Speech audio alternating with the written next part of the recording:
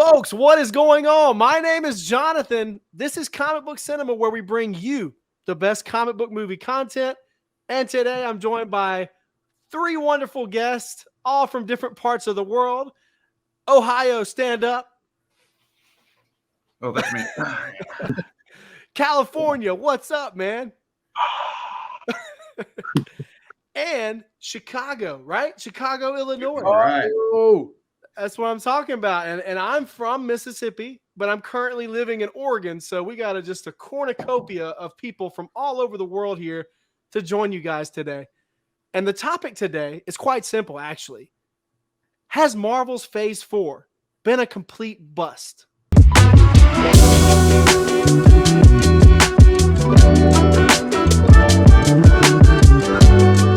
Phase 4 started off with the Disney Plus series, right?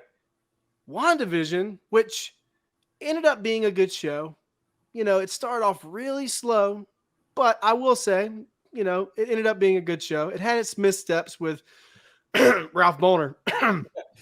And, you know, then we got some other Disney Plus series. And after the Disney Plus series, we were introduced to a lot of new characters. Shang-Chi, you know, Black Widow's not a new character, but it was her first solo film, which unfortunately a lot of people thought was just mediocre. Or maybe I'm in the minority when it comes to that, but I think that's the general consensus.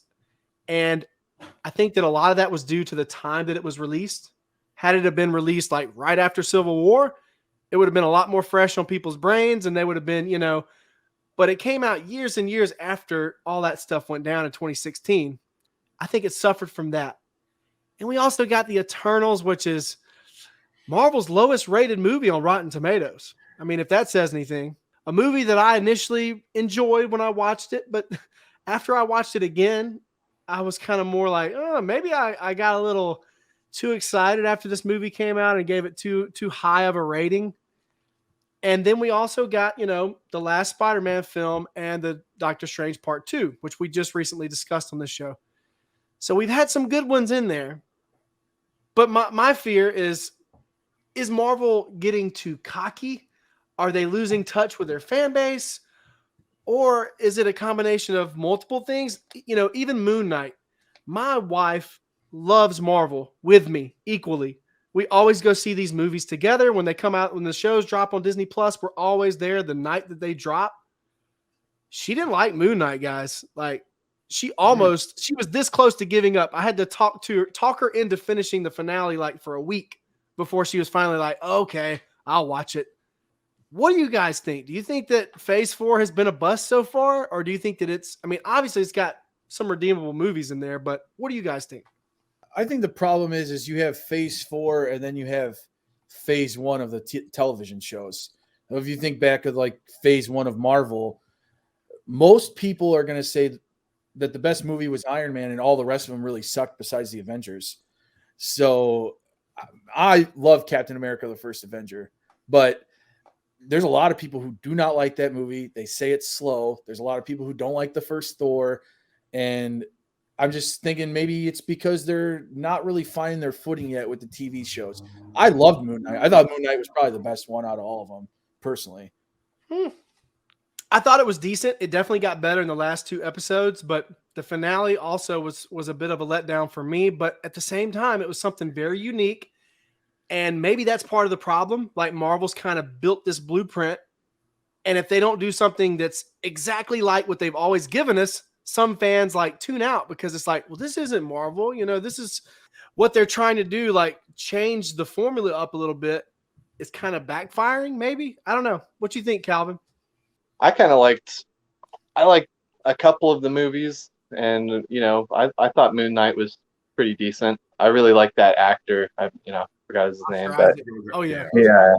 I like the old Marvel movies more. That's my personal opinion. I didn't finish Eternals. I got like most of the way through it and fell asleep. I don't know when I fell asleep, but I never rewatched it. But I do have to go back and rewatch that, especially after watching Doctor Strange too. Yeah, that's just my opinion. Yeah. I like some of the older movies more. I thought there was a little bit more exciting. I would agree with Calvin. Overall, like if I look at all this content in phase 3 so far. I mean, there's just so much good stuff there, and it's like you kind of got to pick and choose in phase four so far. I think I've actually enjoyed the Disney Plus shows more than most of the movies, aside from like No Way Home and now Doctor Strange 2. I thought the Disney Plus shows have been really, really good. It's just like it's so focused on like we're finally seeing the characters we love, like Hawkeye, Doctor Strange, all of them even more. And then like they're already passing the torch off. Like, and we've talked about this before on other shows, Jonathan. Like that's just like the Disney formula, and it's all geared towards going. So is Phase 4 just geared towards building the young Avengers, or is the main villain going to be Kang the Conqueror, or what are they doing here? Or is it like it's kind of. It was very clear knowing in Phase 3 where it was going with Infinity Stones and Thanos, and it's a little more ambiguous so far in what the focus is in Phase 4. So it could get better. Yeah, I mean, obviously, it's the multiverse / Kang at this point is what it looks like. But I'll be honest with you guys, this is another controversial opinion. I think that I'm probably in the minority when I say this, but I wasn't a big fan of the Loki show. I thought it was very unique and very different, but at the end of the day, I wasn't a fan. Hawkeye was okay. It was fine. It was funny. It was good. It was cool. What If, was hit or miss. Like there were some episodes that were really slow and just random as hell. I mean, it was cool to see certain characters teaming up and this and that on What If, but at the end of the day, like, I don't know, What If just definitely didn't blow my socks off. If you're comparing Phase 1 to Phase 4, because it's kind of the same thing, right? They're building towards a big epic team up eventually. I think that Phase 1 is night and day better than Phase 4 so far, even including the Disney Plus shows. But that's just where I'm at. Am I wrong? Well, I also think that. We agreed with you. I also think like what they have this formula with the shows where they start out slow, they pick up in like the 4th and 5th episode, and then the finale kind of is just okay, maybe even sucks. So like the best episodes are like 4 and 5. I mean, they should be starting it off fast, slowing it down, and then the last episode should be, crazy to get you ready for the next movie. But personally, in Phase 4, 3 of those movies are in my top 10. So it's kind of, I don't know, the shows themselves, not so much, but I was a big fan of Shang-Chi. I like that movie a lot. I did too, but it's not, I mean, and this is just personal preference. We all have different opinions on movies. Movies are subjective. Mm-hmm. I think that generally it was well received, and it should have been. I think that it was a better done version of Black Panther because you're talking about a lot of mythology, like Asian mythology specifically. My wife is Filipino, by the way, and she loved it. I don't know that it's in her top 10. Quite possibly it is, but I don't know. For me, in the third act, they lost me with the dragons and everything. That was just kind of like, for me at least, that was, and I don't know why. I don't know why in a world where gods have hammers that conjure lightning and you have witches that can get into people's minds and break their necks. I don't know why it's so hard for me to grasp or to swallow a flying dragon sequence, but it is. And it just felt out of place. That was my biggest problem with Shang-Chi, the third act. It was a great film. I loved the characters. I loved Awkwafina, which I thought that was going to be the new Darcy to me. Darcy was like so annoying to me in Thor 2. And they ended up, making her a lot more tolerable in the WandaVision show. But I thought Awkwafina was going to be the new Darcy, and she wasn't. She totally wasn't. She killed it in that movie. I don't know, dude. Like that's kind of where I'm at. And also when you think about television shows, like shows that I love is a show that I'm currently watching. Don't spoil it for me because I'm not through all the way yet. But Ozark on Netflix, edge of your seat. You're dying to see what happens next. I can't wait to watch the next episode. Breaking Bad, same way. They hooked me from episode 1. Walking Dead, initially the first couple seasons, then it started to go. But Marvel hasn't done that yet with any TV shows, in my opinion. They haven't put a TV show like that just really just got me like pumped up, with the exception, and I know this is unpopular between Darren and I. We don't agree on this, but here we go. Falcon and the Winter Soldier was absolutely hands down the best show that Marvel's done because it had those elements in there. You had the episode that ended with John Walker cracking that shield over that dude's face and killing him publicly and people taking pictures with their cell phone. Great. absolutely wonderful. You had Baron Zemo in that show. I could not wait to see what he did next. He was such a fascinating villain that they made even more fascinating with the show. That's kind of why I liked it as much as I did. What are you guys' thoughts on that? Do you think that Marvel's delivered us any shows that are just like edge of your seat? Like, I can't wait to see what happens next week. Not You really. like that with Moon Knight? I mean, it's more so it's like water cooler talk. So I work at a hardware store, so like a bunch of us will talk about that, and I think that's my favorite thing about it, that it does come out week to week, and if you don't watch it on the day it comes out, you're gonna run into spoilers from your friends at work on Twitter, Instagram. Yep. So it's like you almost have to stay up on that. I think Falcon and the Winter Soldier was my least favorite. I was not. I think, you know what, I expected so much from it. I think that's my problem. There, I go into some of these expecting so much, and then I'm let down because it's not what I wanted it to be. I don't know. I thought there would be a lot more action, and to me, there wasn't as much action as I expected it to be. Almost all of them. Oh, sorry. Go ahead. Especially in the first episode. The first episode starts off really good, and then it just like there's no action for like 2 episodes. And I was like, man, what's going on? Yeah. To your point, Jonathan, I like a lot of the same things you said, though, like Zemo and all that. And the action scenes they do have is great. And it's like, yeah, so like you said, Angela, like the first scene, it's amazing, like aerial battle, just flying through canyons and stuff. And then the next, like, however many episodes until we get to the end, they were just filler content, basically. What about Loki? Who? Come on. There's a whole episode, Loki. There's a whole episode where they're just walking around and. Well, no, I've always admitted that was a terrible episode. I agree with that one. Yeah, where they're walking around talking about feelings. Yeah, I get it. Multiple episodes like that. There's not that much action in Loki. Like the best action sequences I can think of is him fighting some weird police, the TVA, with little wands that if they touch you, they send you to an alternate dimension. Like Loki wasn't meant to be that, though. Do you think he wasn't like Loki always used his mind and cunningness to defeat his foes and things like that. I don't want to see a whole series where he's walking around fighting guys with his cane. He suddenly looks like John Wick or something. I don't know. But I guess so. Yeah, Captain. I just wanted to see more action. I wanted to see a little bit more. I did like the dynamic, and I've said this before, between Sebastian Stan and Anthony Mackie. I think they're great together. And then I did not like Carly Morgenthau's character or any part of that storyline. Yeah, that's the only part about the show that I didn't like. The Flag Smashers. I think the general consensus, at least among us four, is they've at least gotten on a shaky path. Yeah, It's nothing that they can't correct, though. We got a lot of exciting stuff coming up, but is that the problem? Is it because there's no like familiar heroes? Is it because we're getting characters like Moon Knight and Shang-Chi and the Eternals? People are characters, groups that people have never heard of? Yeah. Or is it because, I mean, that might be a factor. I think that's quite possibly a factor.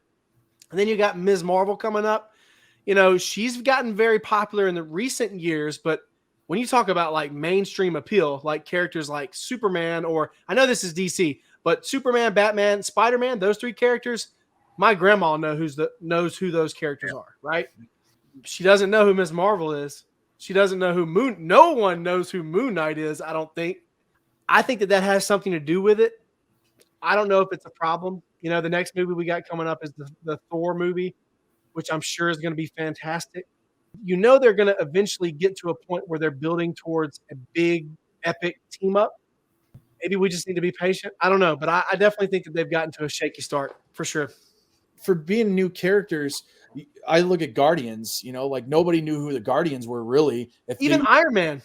Right, and even Iron Man. If you weren't following comics, you really didn't know who these characters were. It's just, I feel like Guardians was well done.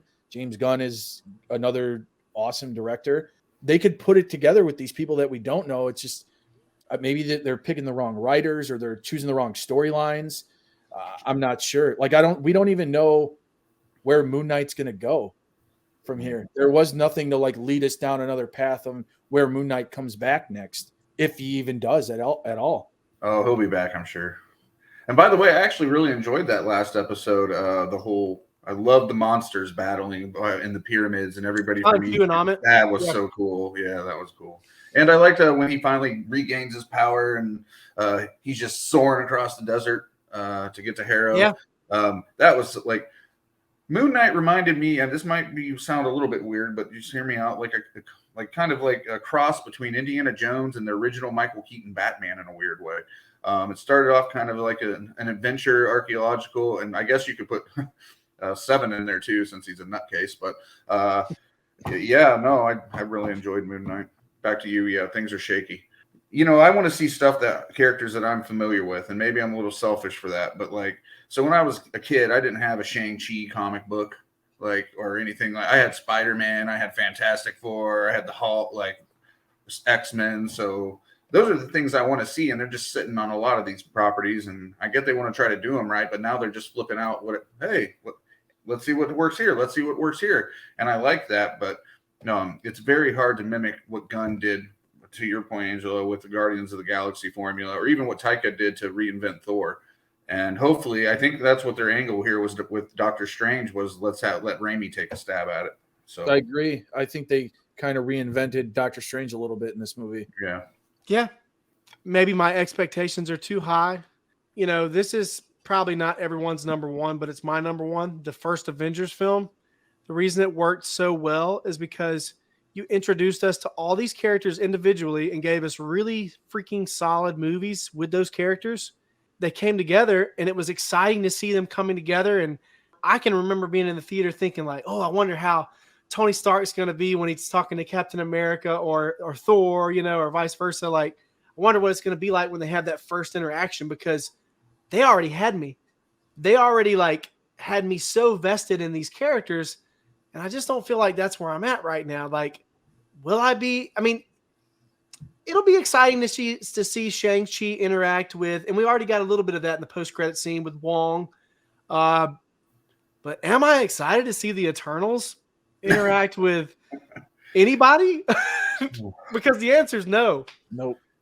I just even Angelina Jolie, she is literally my favorite actress of all time for multiple reasons, but we'll just leave it at that.